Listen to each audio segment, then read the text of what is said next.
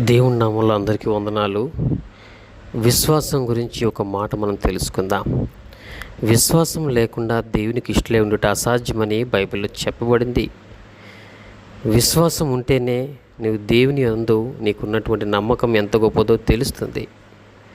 బలమైన విశ్వాసం నీలో ఉంటే బలమైన కార్యాలను చూడవచ్చు. అల్ప విశ్వాసం నీలో ఉంటే బలహీన కార్యాలను చూస్తా. మనుషుల మీద ఆధారపడే స్వభావం మనలో ఉన్నంత కాలము దేవుని యొక్క శక్తి మనలో తెలియపరచబడదు.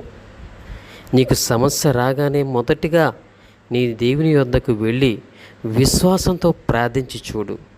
నీ జీవితంలో అద్భుతాలు చూడడానికి అవకాశం ఉంటుంది. అద్భుతాలు జరగడం ఆరంభించబడతాయి. విశ్వాసంతో నీ దేవుణ్ణి కలిగి ఉండి నీ దేవుణ్ణి ప్రార్థించి అద్భుతమైనటువంటి జీవితం జీవించడానికి అవకాశము కలుగుతుంది.